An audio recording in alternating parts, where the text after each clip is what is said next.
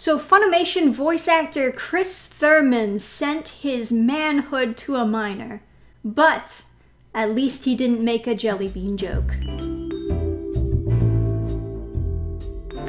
know, I gotta say right off the bat, if you want to make the defense that you're not a pedophile, that is not the haircut you should have. So not too long ago from now, there was this Twitter account, I believe that just was titled The Simple Expose Chris Thurman, to which they posted stories of Chris sending his pickle pics to ladies over the DMs, and he linked to an evidence of what the text messages were like. One of the girls, I believe it was girl A, was a minor. She was 15 at the time when he sent the photo to her. It's really weird looking at these messages, just the way that he goes about it. I mean, first of all, obviously you shouldn't be sending your pickle pics to anyone unless you're already in a relationship. That is a very bold move, and usually it's not gonna get a good response back. But immediately after sending it, he pulls the, whoops, I sent it to you by accident, that was awkward, and then goes on to basically tell a story about how he's a little bit insecure about his size to kind of, I guess, gain some sympathy or encourage conversation about talking about his dick. And during this conversation, he measures and he relays to her his measurements, I guess to be impressed. It is a little bit goofy. You know, you gotta have a sense of humor about the whole thing. Now, the crazy part is when all this evidence dump came out, Chris Thurman on his Twitter actually admitted that yes, that was him, yes, that really did happen, and that it was not an accident. He issued a whole apology that said, I have no rebuttal, I have no defense, it's all there, it happened, wasn't an accident. All I can really say is that I'm deeply sorry for how comfortable I made them feel. Only he said, I made twice. I was in a very dark place during this time after a near decade-long relationship ended. Still inexcusable, I still had a long stint of doing this, even with old HS friends on Facebook. I have since stopped this and have moved away from that hellish place in my life. All I can really do is take my lashings. I completely understand the disgust towards me.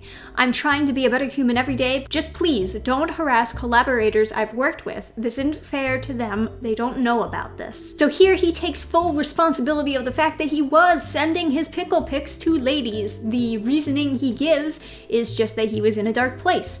He doesn't really address the fact that one of these ladies was a minor or whether or not he knew she was a minor. From my own experience, I know that it definitely happens more often than you'd think, where adults hit on minors without knowing that they're minors. I have been hit on myself when I was still in high school, and then when I tell them, hey, you know I'm still in high school, right? They get all embarrassed and they're like, forget about all that. Which is certainly how I would expect adults to react. In the text messages, she references that she's still pretty young. He asks how old she is, she reveals that she's 15, and he, I assume, gets embarrassed, and he says that he thought she was 17 or 18, to which then he reverts back to saying, haha, it's a good thing I didn't send that on purpose.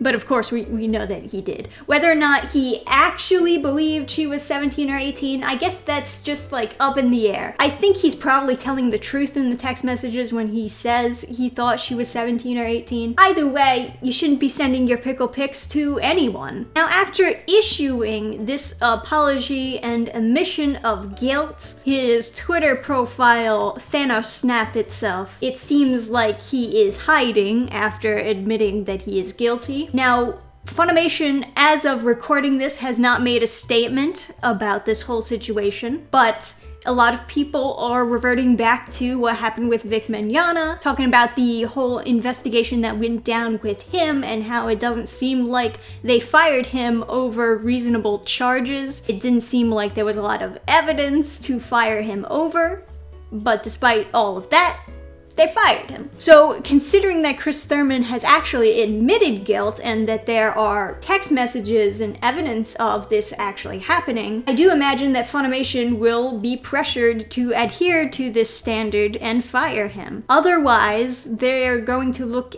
super bad. Some people are saying, oh, it's not gonna happen. They just wanted Vic out. They didn't care whether he was guilty or not. And they don't care if this guy is guilty or not. But no, I do think Funimation is gonna fire this guy. I mean, the big thing really is that he admitted it and then he nuked his Twitter account. I don't think any charges will be pressed against him. Whether or not there needs to be an investigation made on this guy, I mean, that is kind of creepy, just sending your pickle pics to ladies. Oh, and keep in mind, this right here, this is 2020 when he was following this girl. So like he started the conversation with her in 2018 when she was 15, and then he started following her in 2020. Maybe because she's 17 now? I don't know. Like I said, it's questionable. It's this behavior itself is questionable. But he swears in his apology that he doesn't do this anymore, and that he was just doing it because he was going through a rough time. Look, I can understand people doing stupid shit when they're going through a rough time, but this is the type of stupid shit that could potentially get you locked up. It's a very simple, unspoken law.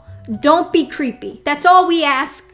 We don't need that much. We just ask that you don't be creepy. Anyway, so this is blowing up. Anime News Network is covering this, and they also covered the Vic Mignogna case. But of course, this is going to be way more damning because he actually admitted guilt. I think we'll probably never hear from this guy again. I think he's gone forever. And I realize that a lot of Attack on Titan fans might be a little bit upset. It's always really upsetting when an iconic voice actor did some bad stuff and has to leave because obviously the company can't have him around anymore. He does say that his collaborators don't know about this, so at least he didn't do it to anyone he knows. At least he wasn't doing it with the people that he worked with. He says he doesn't do it anymore. I'm not sure if I actually believe him, considering that he followed that girl as soon as she turned 17. And it's been really weird hearing these types of stories from the Funimation voice actors. It's weird in general that the fans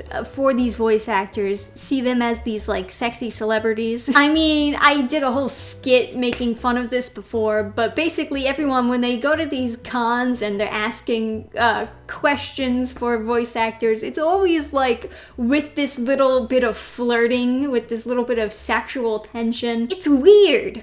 It's very weird. Stop this. This shouldn't be how we're communicating with fans. And I'm not saying that you have to act like you have a stick up your butt all the time, but you should carry this certain amount of professionalism along with, you know, fun. Maybe that's something that Funimation should be looking into. If this type of behavior is just kind of seen as normal among their voice actors, you know, flirting with fans, maybe they should have some guidelines. But I don't know anything about all of that. Anyway, what do you think about this whole brand new Funimation disaster? What do you think about the situation with the voice actor? Do you think he's gonna be fired? I have a hard time believing that Funimation won't fire him, but any and all thoughts, let me know down below in the comments section. That's what it's there for. Thank you guys for watching. I'll see you next time.